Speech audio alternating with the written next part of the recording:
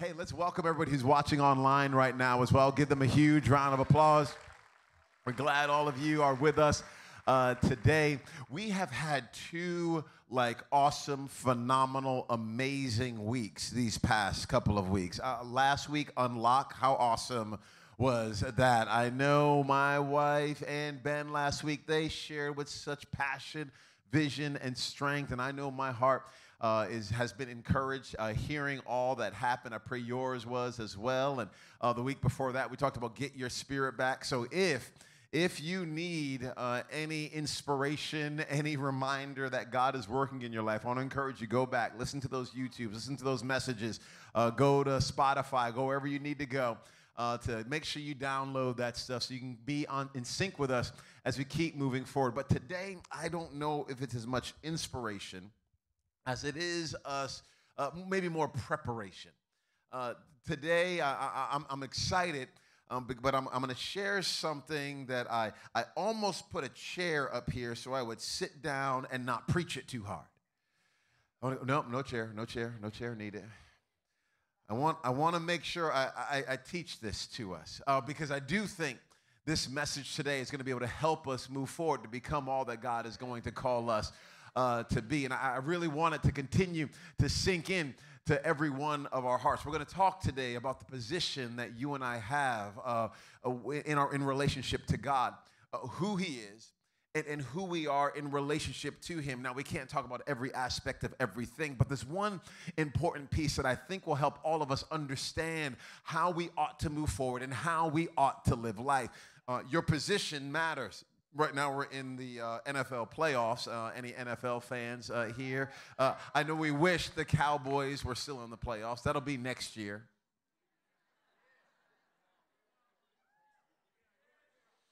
Let it be, God. Let it be.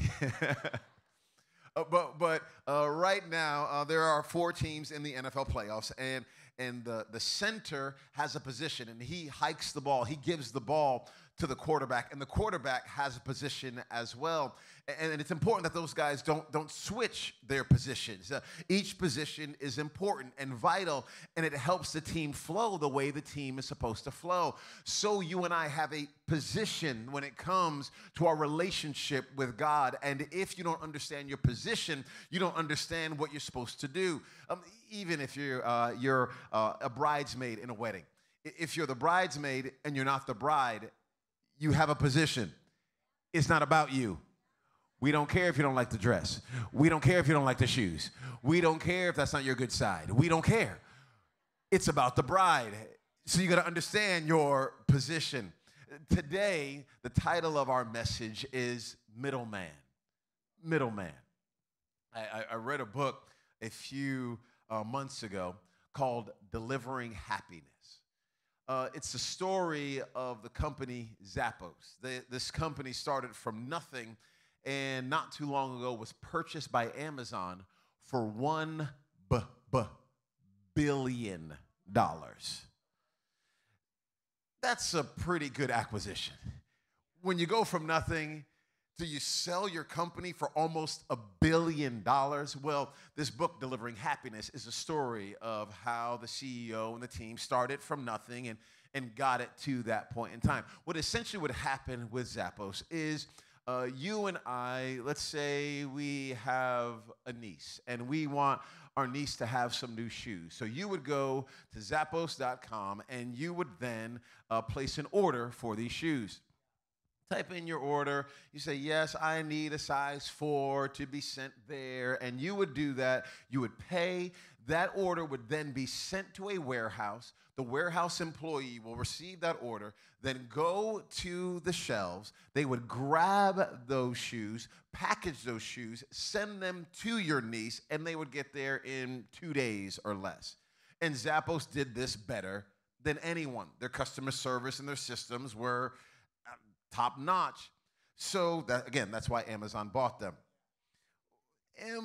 This company, Zappos, operates as the middleman. I send them the money. They then go take the inventory and send it on to my niece. I do not want Zappos taking my money, holding on to it, and then never sending anything. If they did that, there would be a phone call. Now, I'm a Christian, so the beginning of the call would be very kind. Hello there, I placed an order, and it was not delivered in a timely manner. Matter of fact, no shoes have ever come anywhere, but you keep taking money out of my account. And if they were nice, I'd be nice too. If they want to push back, then I got to take it up to the next level. Can I speak to your supervisor? You go on and on from there. Why? Because we all understand, as the middleman, you don't take and not give. That's the role of the middleman.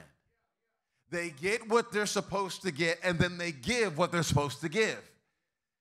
Now, I am very, very glad that God does not treat us like we would treat a customer service rep with Zappos. Because if Zappos didn't do what we wanted them to do, we'd be so upset.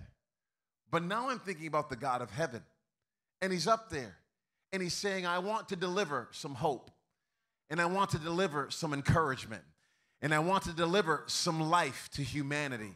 And he's looking around, and he's wondering, with whom can I place this order?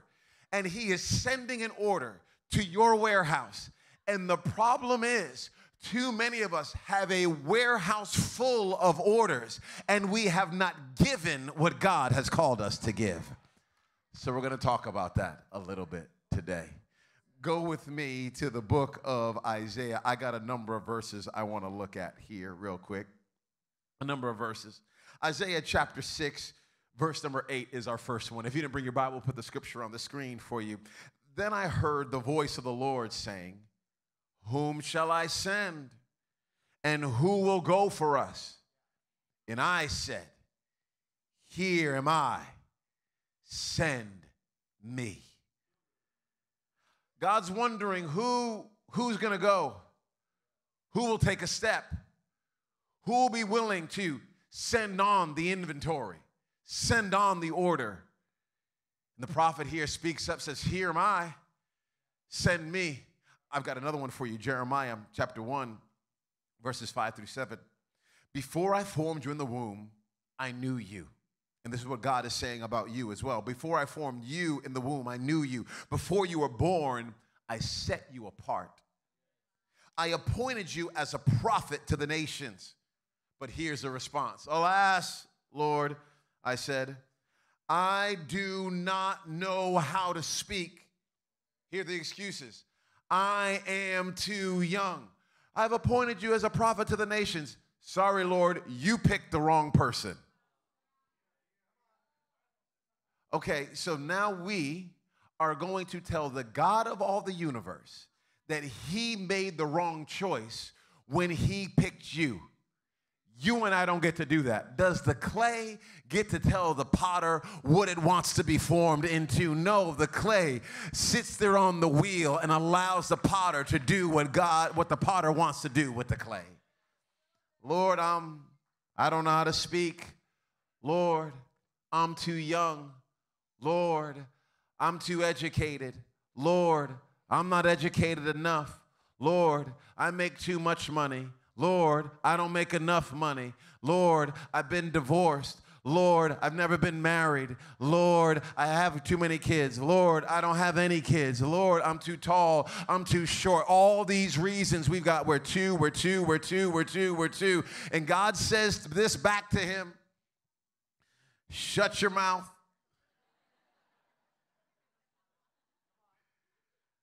Don't say I am too anything. Don't say I'm too young. You must go to everyone I send you to and say whatever I command you to say. Here's a reality. If God places an order with your life, God believes you have the inventory to fulfill that order. Now, if you don't think you have the inventory, of course, that's a problem. But the reality is, God does not place a demand on you and then say, I know you're not going to be able to fulfill that demand. He will give you the strength and the grace and everything you need to do the thing that he's calling you to do. And if you don't feel like you have it in your own strength and power, then you're in the perfect place, because that puts us in a position of dependence to say, God, I need you. If you don't know how to be a husband, every example you have seen has been an example where the man cheated on his wife, or he abused her physically or emotionally. Every example you have seen is a man that would not provide properly for his family. Every example you have seen has been a man all into his manhood and not into serving and making his family better. Every example you have seen has been of a man that will leave his family. And God says, hey, I brought this woman into your life, and you're supposed to be her husband. I'm placing an order on your life. And you say, not me, Lord. I don't have a good example. Not me, Lord. I was raised by a single mom. Not me, Lord. I don't make enough money. Not me, Lord. And the Lord says, hey, I know what I put on the inside of you, and you will not be like every other man that you have seen in your life. You're going to change the script. Don't say I'm too young. Don't say I'm too this, I'm too that, I'm too much of a woman, I'm too much of a man, I'm too black, I'm too white, I'm too Hispanic, I'm too Asian, I'm too Native American. Can I keep going through everything? Romans chapter 10. Romans chapter 10. I should have got a stool. Romans chapter 10, verse number 14. How then can they call on the one they have not believed in? And how can they believe in the one of whom they have not heard? And how can they hear without someone preaching to them? And how can anyone preach unless they are sent? Here's the God of heaven placing an order, saying, will you ship what needs to be shipped so that the person on the other side of your obedience gets what I've ordered for them? People have said to my wife and I and to the team here, they've said things like, thank you for starting this church. My life is better because of it. Matter of fact, I don't know where I'd be without this community of faith. And those words are always incredibly humbling every time I hear them. But honestly, my head does not get big. I understand. I'm just fulfilling an order. We're the middleman. And God wanted to get something to you, so he asked, hey, would you be willing, Earl, Onika, and team, to uproot your lives and to go all in? And we just said, here am I, send me. And if you and I would be willing to do that over and over and over again, we would be shocked at how God would be willing to use us. Here am I. Okay, I've got some more verses. Matthew. I'm giving you a bunch of verses. I'll make it practical in a second. Hold on. Matthew chapter 10, verses 5 through 8. These 12 Jesus sent out with the following instructions. Do not go among the Gentiles or any town of the Samaritans. Go rather to the lost sheep of Israel. I don't get into that right now. That's when Jesus first came. It was primarily to the Jews, and then after going to the Jews, then it would be Jews and Gentiles. But initially, he's just going to the Jewish people. As you go, proclaim this message. The kingdom of heaven has come near. Heal the sick, raise the dead, cleanse those who have leprosy, drive out demons. Freely you have received, freely give. I got another verse. John chapter 3, verse 27. John the Baptist replied, no one can receive anything unless God gives it from heaven. No one can receive anything unless God gives it from heaven. Okay, we've got some fantastic children, my wife and I. We love them. Right, honey? Okay. Yesterday was a good day in our house. Our kids, we've got, 3 of them, a teenager and 8-year-old and a 3-year-old. And, sometimes they get along great and sometimes they don't get along great at all. And there's just some days it's like, oh my goodness, all the bickering and the whining. He's looking at me. You ever see that one? You stop looking at me. He can look at whomever he wants to look at. No, Daddy, no, Dad. I don't want him looking at me. I don't want Grayson, stop looking at your sister. Sometimes parents, you want to open the door and just say, children, go. No, you don't do it. You don't do it. But you want to every now and then. Well, anyway, one day we're coming back, and what I have in my hand here these are my favorite potato chips, okay? Favorite chips. These are Fritos. They're flavor twist honey barbecue, okay? I love these. These are my absolute favorite. Now, I can't eat them right now because we're doing this 14 days of brand fasting. But after, next Sunday, whoo, y'all, I'm going to tear into this bag so quick.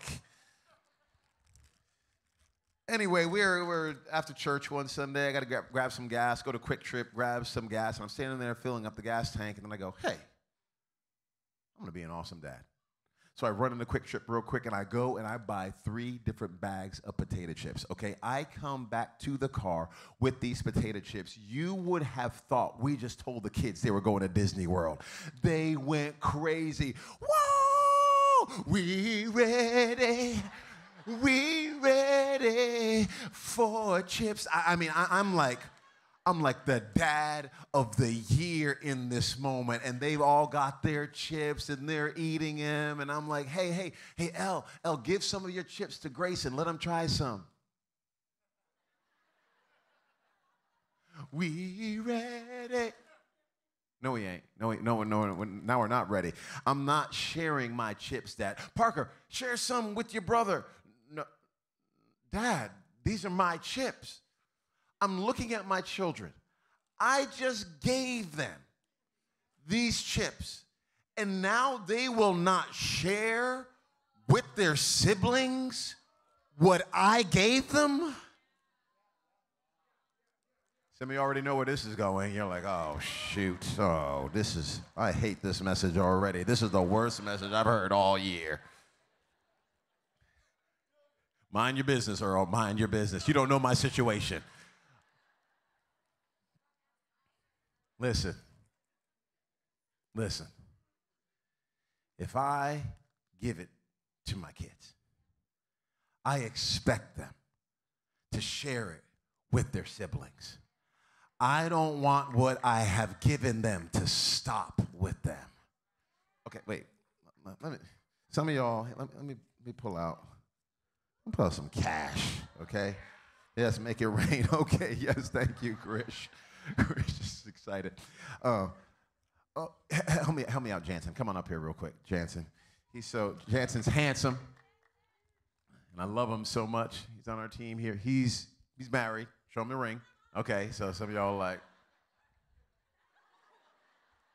the good ones are always taken. Not all of them, But it's $100 right here, okay? Jansen, here you go. Here's $100. Now, what God says is, Jansen, give me back 10. That's what we call tithing. Some of you have been calling it a tithe. It's a tithe. It don't matter, okay? We're all figuring this thing out. But this is a tithe. It's 10% that's given back to God. So, so God says, hey, here's 100. I want you to tithe, okay? And many of us don't tithe. We tip. Oh, well, God, here's $1. Got some bills, got some things going on. I got some things. And God's like, hey, knocking on your heart. You're like, okay, Lord, here's another $1. Because you know my heart, Lord. You know my heart is to give it all. That's my heart. So since you know my heart, I can do whatever I want to do. Wait, that's not funny. Here is where a lot of us are living. Now, I'm not going to get into this tithing thing right now. Okay, that's for another time. What I want to get to right now is if God gives Jansen $100 because he knows that Eric has a need. So God is wondering, if I get this to Jansen, if I place an order with him, will it stop with him or will it get through him to the person I'm trying to reach? Because God is not going down to Eric's room and going, hey, here you go, the word of the Lord, and making money come out of nowhere. What God does is he freely gives to his people, and he is trusting his people then to be faithful with the order and to pass on what he has given. Okay, let me have this back. Got one more service. Okay, that's potato chips and money. Those things aren't alive. The thing that Jesus really came for, the one God so loves, is people. So let's take it now from these lifeless things of potato chips and money and connect it back to people. Young man, he's in high school. He's starting quarterback. He's a little bit undersized for a quarterback, but has a ton of passion and energy, and he's very, very skilled. He doesn't get a lot of Division I offers because he's undersized, so he goes to SMU and ends up walking on at SMU. He walks on to the football team, does not really get any playing time, but he's just happy that he's on the team. He's in his sophomore, junior year, and he goes to a party with some of his football teammates. At that party, some of them are trying drugs for the first time. So this young man does cocaine for the first time. He snorts this cocaine, and he is hooked. First time. It grabs him. His friends are able to do it recreationally, but not him. It's grabbed his life. Now he is taking his life and his skills and his talents and his abilities, and they are revolving around this drug. He's able to cover it up enough during college, finishes college, ends up with a good job, but he still has this addiction. He's able to kind of keep it to the side, gets married. He and his wife give birth to their first child, but when they give birth to their first child, the child dies in the delivery room. So he goes back to what he knew would help him cope and numb the pain. He goes back to the drugs. This time, the drugs take over his life. It costs him his character. It costs him his marriage. It costs him his relationships and his career. Then we see him on the side of the road with this sign. Anything will help. Now he's homeless. And when you and I drive past that homeless man, understand, God does not love that homeless man any less than he loves you, and he does not love him any more than he loves you. He loves that homeless man and you and I exactly the same. But he's wondering, can I get any opportunity to this homeless man? So what God does is he places an order. I am under the impression that we have the best parking lot team in all of the world here at Shoreline City. I absolutely love this team. All the men and women that are out there, they're absolutely amazing. A few months ago, there was a homeless man hanging around our White Rock campus. And the parking team, like all of them would do, we're going out there, of course, being nice. One of our parking team members, one of our leads, actually, Robert, goes up to the man, is having a conversation, and the homeless man tells him his story, and he says, hey, No one will hire me. No one will hire me. Robert says, I'll hire you, because Robert owns his company and runs his company. I'll hire you. Hey, show up here at this day and at this time. Robert's there waiting for the man to show up at this day, this time. The homeless guy does not come. Well, some of us are going, well, that's to be expected. Robert says, I'm not taking no for an answer. Drives back, finds the homeless man. Hey, I gave you an opportunity. I've got a job for you over here. Brings the man to the opportunity, signs him up for the job. Then the homeless man says, well, I don't have a place to stay, so I can't work. Robert says, okay, I'll pay for a place to stay. Gives the man a place to stay. Now, the story is still unfolding, and we'll see how things all pan out. But what I want to show you is God wanted to give that homeless man an opportunity. And in order to do it, he had to work through a middleman. And Robert was willing to say, hey, I've got this company that God has given me, and I see someone in front of me. If God placed an order on my life, I'm not going to let the order stop with me. I'm going to get it to the person that needs it. He's the middleman. There's a 14-year-old girl. She's beautiful. She has a different body type than all of her friends. And all of her friends remind her that her body type is different all the time. Some wouldn't call those friends. Even some folks in her family remind her that her body type is different. This is messing with her mind. She's battling depression, anxiety, 14 years old, and has some of the demonic thoughts of taking her own life.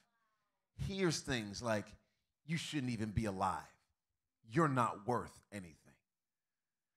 This little girl sitting in her room, contemplating all these dark thoughts. What does God do? He's up in heaven saying, I've got a gift. I've got a gift that I'm trying to get to that girl. Who can I trust with the gift? So he wakes up a songwriter at 2:37 in the morning. And the songwriter is awoken from their sleep, begins to pen the words to the song, and this song is absolutely life-giving. But now someone has to sing the song. So God's got this singing gift, and he goes, oh, I gave that to that 27-year-old young lady. And that 27-year-old young lady knows she has this gift, but she's too insecure, too into herself, too focused on her career, and is not willing to take the gift that God gave her and to be on this platform and sing the song out that the songwriter wrote and utilize the gift that God gave her. So now this 14-year-old girl who is sitting in the audience is not able to hear what God has destined for her to hear. I'm trying to connect the dots. We're the middleman. And you and I, whatever gift you might have, it might be a gift to organize. It might be a gift to lead. It might be a gift of hospitality. It might be a gift of whatever it might be. Please understand that God was up in heaven going, what can I do with this gift? If I give it to him, I'll bet you he'll use it for my good. I'll give it to her. I'll bet she'll use it for my good. And too many of us are saying, I got the order, but it's stopping with me. Last, I'm all done here. I'm all done. This is a little pocket watch. I wish these were back in style again. Maybe they will be. Everything comes back around anyway. I'm looking forward to bell bottoms coming back around. And afros, but if they come back, ain't no help for me. It's not coming back. But this is a watch representing time. There's a family about, let's say, 8 months or so ago, no more than a year ago, that moved to Dallas. The husband got a job with one of the guys who goes to our church. His name is Jordan Moriello.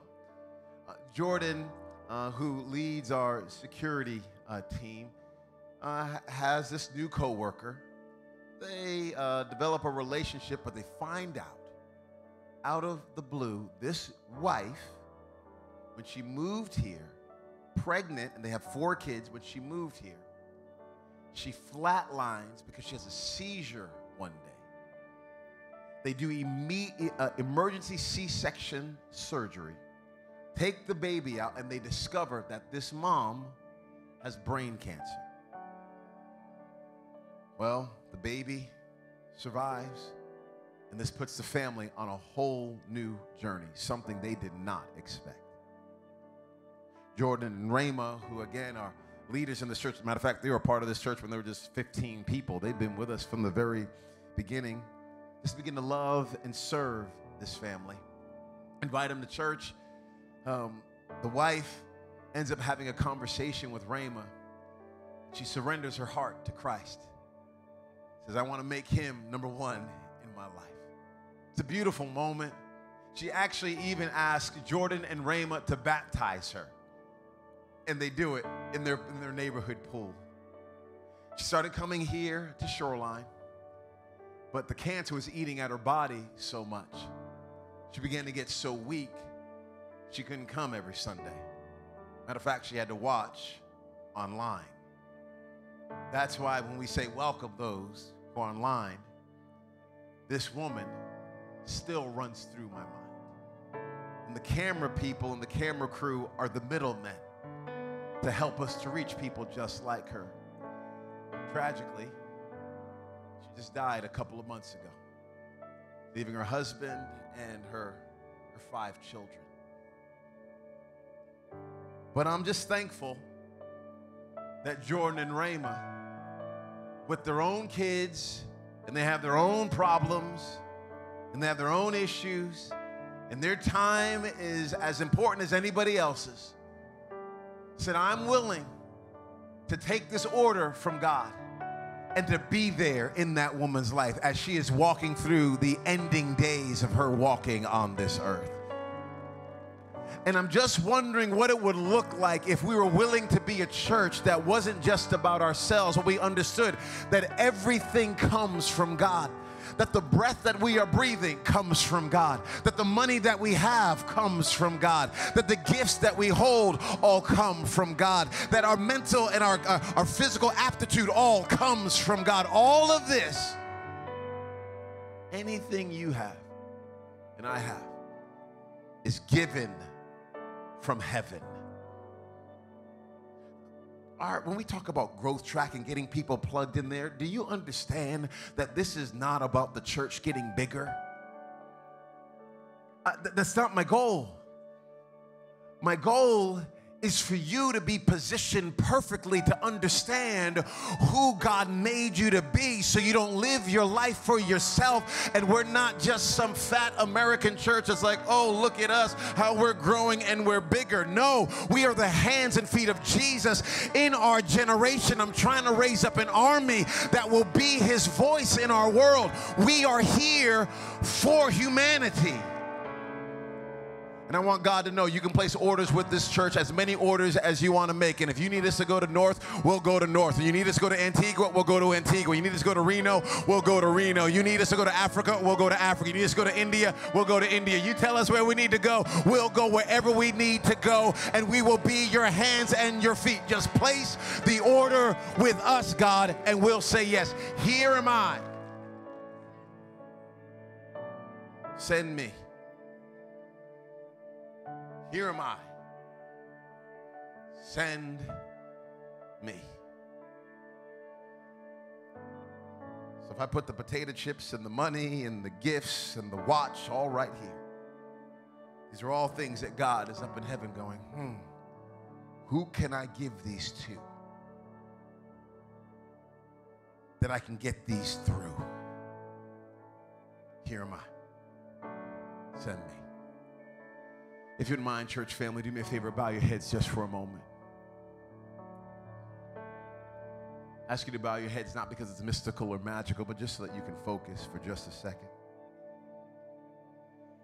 If you're under the sound of my voice and you've never given your heart and your life to Christ, you've never made him first, you've never made him number one, you've you've never surrendered to Jesus. I'm not asking, do you have a Bible? I'm not asking, were you confirmed as a child? I'm not asking, do you believe in God? I'm asking, have you surrendered your heart and your life to Christ? Is he first in your life? Maybe there was a time you were following Jesus, but you slipped away. You've gone another direction. And right now, if you're honest, you would say you're in the driver's seat of your life. Christ is not. I'm going to ask you to do something simple but something bold. On the count of 3, I'm literally going to ask you to raise your hand and say, you know what, I don't want to go my own way anymore. I want to go his way. I don't want to be first in my life. I want him to be first in my life. If that is you, you've never given your heart to Christ, or at one point in time you did and you slipped away, and today you're ready to surrender or resurrender your life to serving Jesus. Ready? 1, 2, 3. Just shoot your hand in the air. You're saying, yes, that is me. Hands going up all over this place. Individuals saying, I want to give my heart, my life to Christ. I don't want to go my own way anymore. I want to go his way. This is a beautiful moment. It's the grace of God that's actually drawing you closer right now. Someone prayed for you and brought you here. And God right now is knocking on your heart. Who else wants to get in on this prayer to say, I don't want to go my own way anymore. I want to go his way. I don't want to be first. I want him to be first. I want to surrender. I want a fresh start with Jesus. And ask everyone in this place, every person, to do me a favor, put your hand over your heart if you would not mind. And I want everyone to repeat this prayer out loud after me. Say, dear Jesus, I ask you to forgive me of all my sins. I admit I made mistakes. And today, I give you my heart. I give you my life. Give me the power to live for you. In Jesus' name, amen and amen. Let's lift our heads up and clap our hands with enthusiasm. Come on, church, for every friend and family member of ours.